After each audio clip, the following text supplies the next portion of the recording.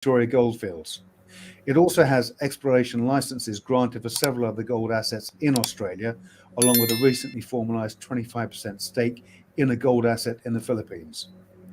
In the middle of two intensive drilling campaigns, the company made three strategic property acquisitions within its prime licensed territories in Victoria to help fast-track land access and provide worker accommodation. Director and head geologist Adam Jones updated us on progress in November last year, and he joins us again today to bring us up to speed on the latest developments. Adam, Happy New Year to you. How are you today? Happy New Year, Alan. And yes, I'm good, and Happy New Year to everybody out there listening. Thank you. Yeah, it's hitting the ground running again, and here we go for 2022. Indeed. Back in November, we talked about Craig Brown's vision for the company before his untimely death, along with the legacy he left behind.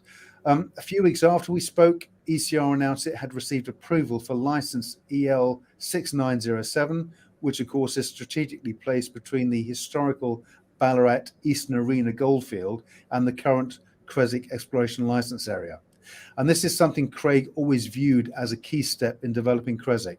What's the latest on this? And I'm going to bring up a slide here with the license area shown.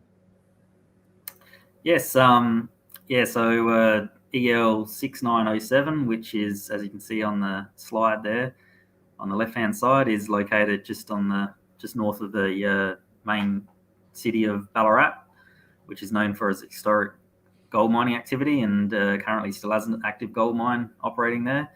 ECR applied for two tenements in the area there, and they've been sitting there for at least 2 years, waiting on the final approval. And on the 26th of November, we finally got the go-ahead on one of them, which is the one as you see on the screen there, immediately to the north of Ballarat. And why it's strategic is that it still it hosts a fair strike length of that Dimmick shale trend there, which we've been targeting, which we think is one of the primary sources for the alluvial gold in that area.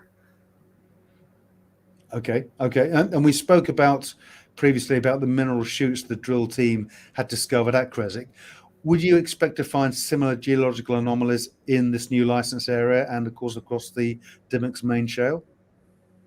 Yes. Yeah. So the geology there is all the same or very similar to what we have been seeing in the exploration license 6184, which is to the north of the map there.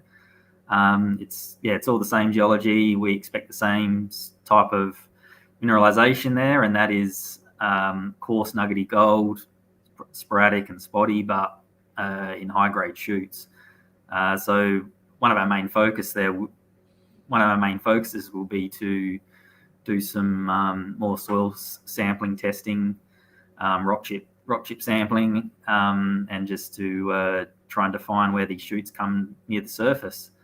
And then, we'll follow them up with a drill program.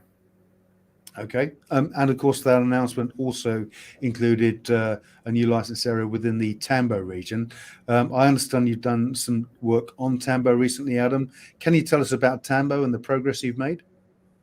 Yeah, so our northerly license there, 7484, on, as you see on the bottom right there of the figure there, which is our Tambo North license. That was approved on the same day as one of our Creswick licenses, and it contains the catchment of the Swifts Creek goldfield and the Tambo River areas there. And just doing some basic desktop research there, we're already seeing that there's been a lot of significant past exploration work with stream sediment and soil sampling in the region there, but nothing has really been drill tested, so to speak. It's looking like there's an affinity for a lot of base metals there. So some of the old reports I've had a look at, we're talking about intrusion-related sort of mineralization. Like we got molybdenum, gold, silver, copper, all those type of metals. So it's a bit of a blank canvas, so to speak, really. And we'll have to go through all the old reports there and just follow up what we'll do there going forward later in the year. Okay.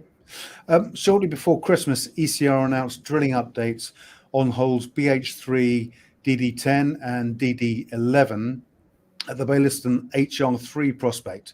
The board said that the results had exponentially grown your understanding of the Maori anticline and the extent and types of mineralization.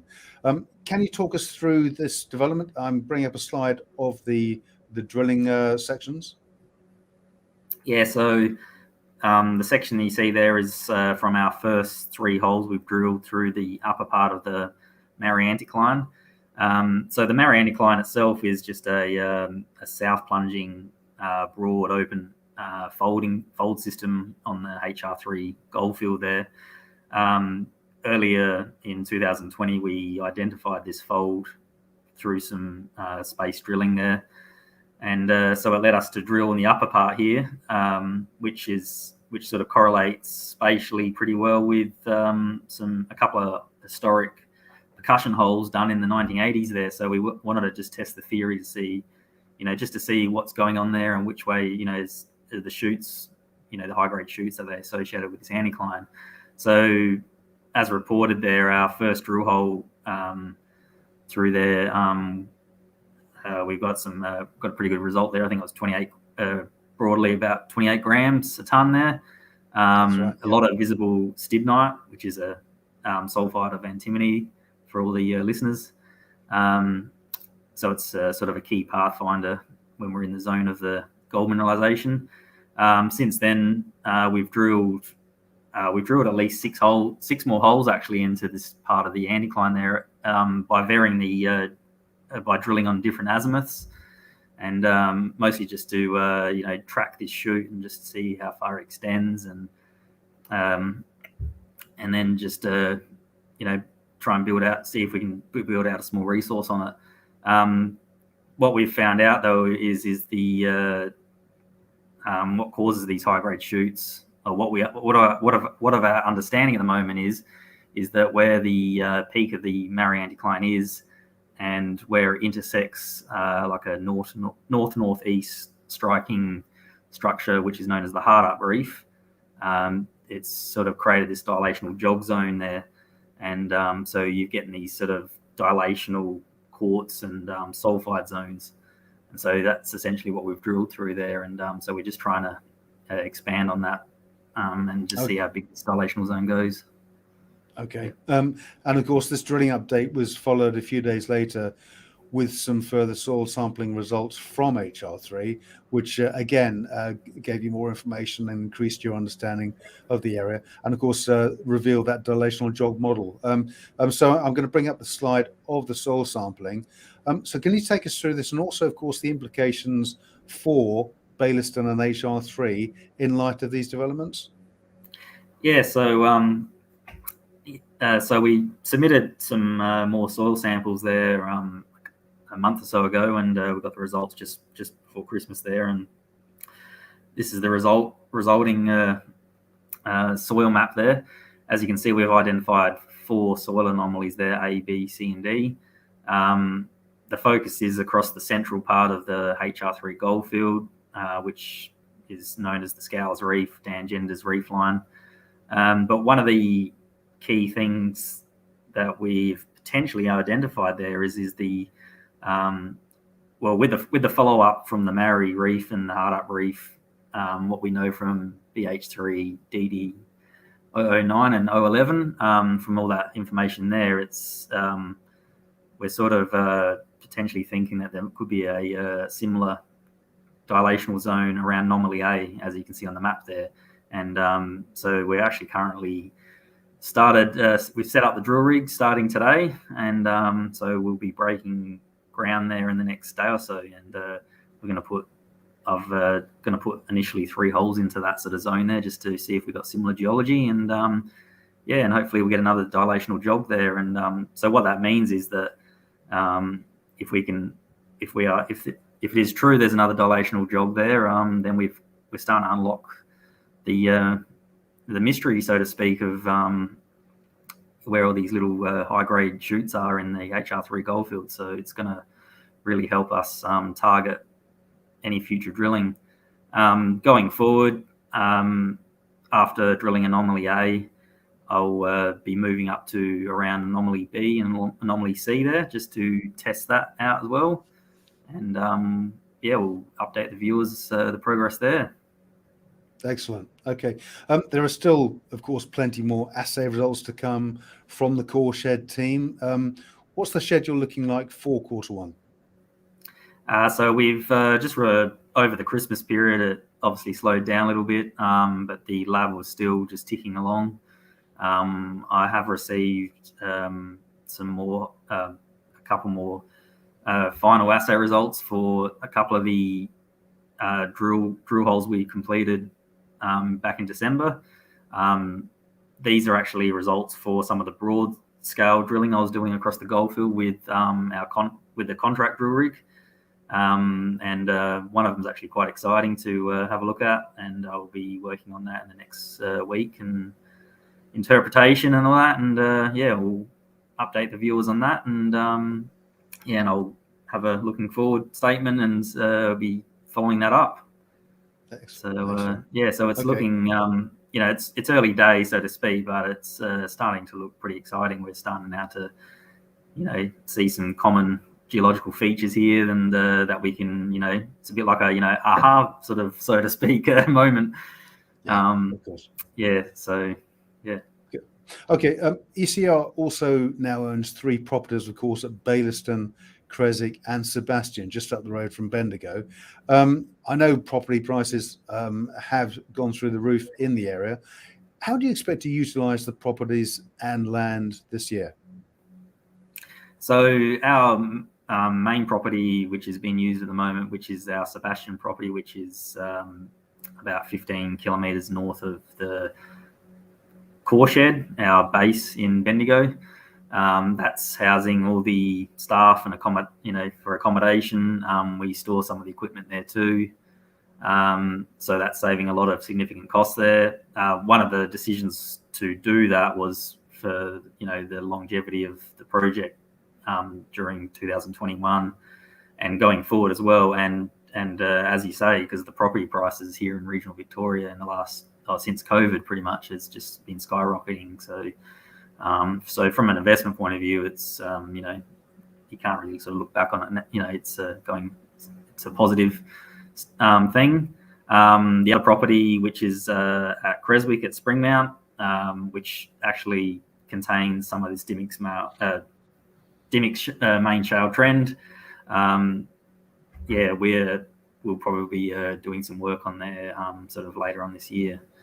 And we'll be using that as a bit of a base for when we're doing work there. And it actually contains a lot of old gold workings, including an adit, a tunnel going the hill, which looks quite interesting to investigate. And we're in a good position because we've got our own drill rig, so we can, and being on private property, it just makes permitting so much easier for that. The third property, which is the one over at Baillieston, which is near where we're currently drilling over at HR3 area. We're currently using that as our laydown yard and for our drill rig and storage at the moment. Excellent. Okay.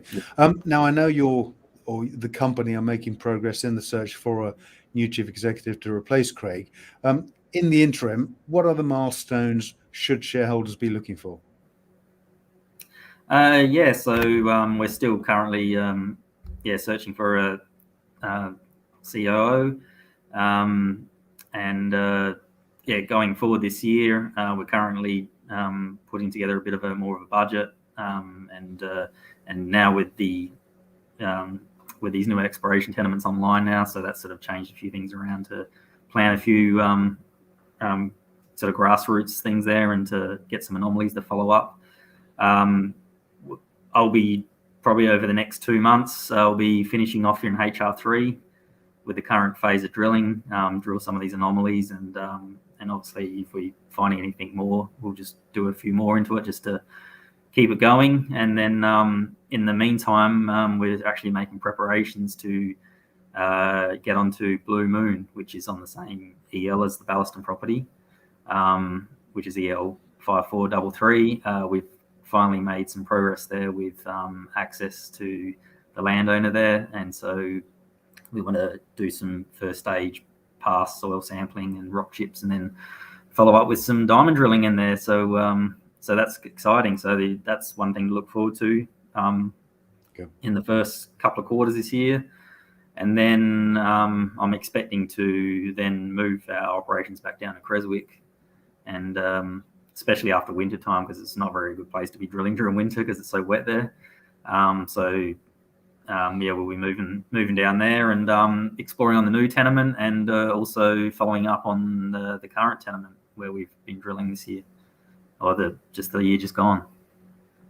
Good. Okay. Well, despite the tragic end to 2021, ECR certainly looks set to hit the ground running here at the start of 2022. Our thanks to Adam Jones for joining us today from Melbourne. We look forward to speaking with you again very soon, Adam. And once again, a happy new year to you and all of your team. Thank you, Alan. I look forward to speaking to you soon.